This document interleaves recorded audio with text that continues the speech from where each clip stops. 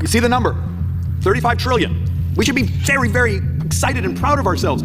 As terrifying as the current debt trap is, what's more scary is that politicians in Washington are using it as a cudgel. In a recent update, the CBO said that the U.S. budget deficit will rise to almost $2 trillion in 2024. Well, I would, certainly at these rates, I would totally avoid buying medium-term or long-term government bonds. I think that's the obvious answer. The U.S. routinely is spending more than the country and the government is taking in. So we are living beyond our means.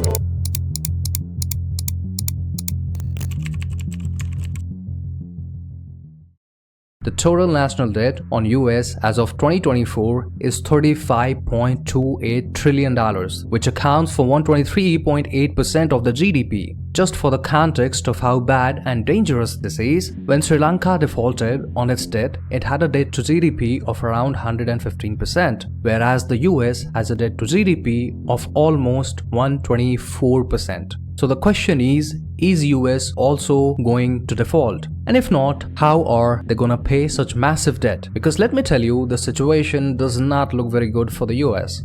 So first, let's understand why the countries need debt and where do they borrow the money from. So when an individual wants to spend more money than they earn, they take a loan or borrow the money. Similarly, when a country wants to spend more money than they have earned, they also take debt. Now, if an individual wants money, they go to the banks and take loans. Similarly, when countries need money, they go to the international financial institutions like the World Bank and the IMF for loans, or they also take loans from other friendly countries. But the case of US is a little different. Since the US has the world's biggest economy, they also need to borrow a lot of money. So what happens is, when US government needs money, they sell Treasury Bonds, which individuals, businesses, or even foreign countries can buy. As you can see in the chart, the Japan, China, and the UK are the biggest bond holders. Now you can ask as to why do people or even foreign countries buy these US bonds? Well, because it is considered to be one of the safest investments in the world. So how this works is, let's say if a person buys $1,000 worth of a 10-year US bond at 5% interest, then they will get $50 every year as interest for 10 years, and once the bond matures, they can cash them out and get their $1,000 back.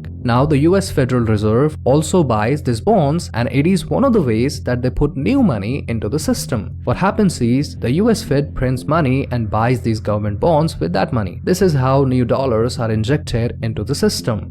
In 2001, the United States only had $10 trillion as total debt, which has increased to over $35 trillion in 2024. Now, if the US wants to pay off this debt, they'll have to earn more money than they spend so that they can have a capital surplus and can pay off their debt. But as you can see in this chart, the US had a capital surplus in 2001, but after that, it always has been in a cash deficit. Even this fiscal year 2024, you can see the US government had a total income of $4.08 trillion and it spent a total of $5.6 trillion. So it is already in a deficit of $1.52 trillion in the fiscal year 2024. Now the US government earns 50% in the individual income tax, 35.16% in Social Security and Medicare, 10.1% as corporate tax, and other tax incomes include excise, customs, and estate taxes. Now when it comes to the expenses, the US government spent 22% on Social Security, 13% on Medicare, 14% on interest payments, 13% on health, 13% on defense, 10% on income security, and so on. So to be in cash surplus, the government needs to either earn more by increasing the individual income tax or the corporate tax,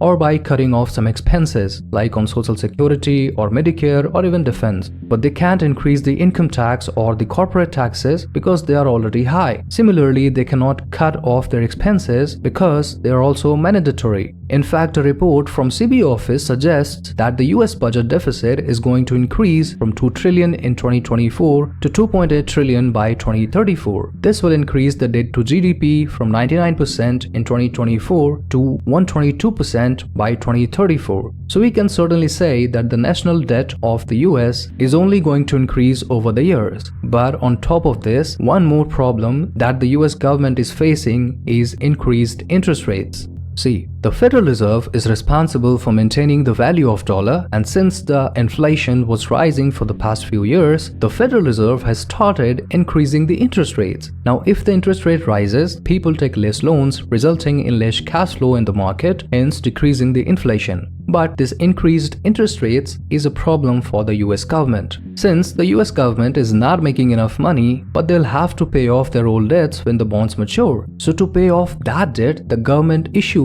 new bonds on which they have to pay more interest rate as it has been increased by the Federal Reserves. So they actually have to spend more money to pay off the old debts. Now let's understand it like this. Let's say the US government issues a 10-year bond worth $100,000 at 2% interest. So they'll have to pay $2,000 each year as interest to the bondholders. But after 10 years, when the bonds mature, they'll have to pay those $100,000 back. Now, since they don't have enough money, they'll have to sell new bonds worth $100,000 for 10 years so that they can pay off their old debt. But due to the increased interest rates, now they'll have to pay 4% or 5% interest on the new bonds, which is $4,000 or $5,000 per year to the bondholders. And this cycle will continue increasing the deficit and hence the total national debt on the US. Now, the best and most effective way to pay off all the debt is to have a capital surplus. But as we have discussed in the video earlier, that the US government does not have this option. So now some people can say that why the US government does not simply print enough money and pay off all the debt at once.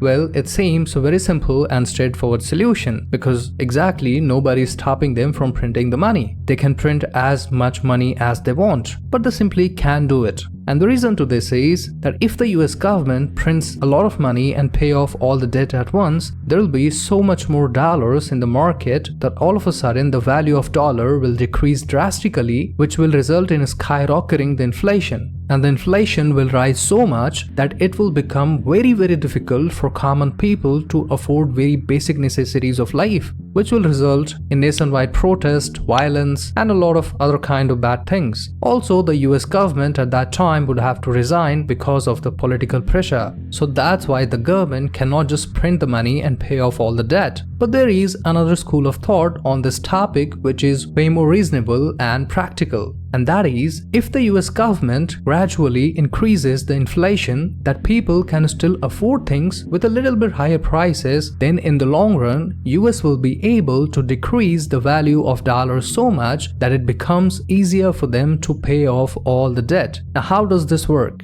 So let's say in 2004, you took a loan of $100,000 at 0% interest and you bought a very nice house with that money. Now 20 years later, in 2024, you pay all the $100,000 at once. So let me ask you a question, that is it possible for a person to afford or buy the same house with $100,000 that you bought 20 years ago? And the answer is of course not, because the value of those $100,000 have decreased significantly in these 20 years. And that's why it wouldn't be possible for the person to be able to afford the same house that you did 20 years ago. And this is exactly how this model works. That if the inflation rises gradually so that the people are still able to afford things without feeling the burden too much, and the value of dollar will also decrease gradually. Now in the long run, the value of this debt will become so less that the US government will be able to easily pay it. But there is also a little problem. As we have discussed in the video earlier, that the deficit of the US government is only going to increase in the coming years. That will also increase the total national debt. So unless the US government actually finds a way to make money or cut on some of the expenses, it would be very difficult for them to actually pay off all the debt. Well, this is my opinion. Please share yours in the comment section. We would really like to hear them. And this is our first video on this channel. If you like these kind of videos, please don't forget to subscribe. And thanks for watching this video.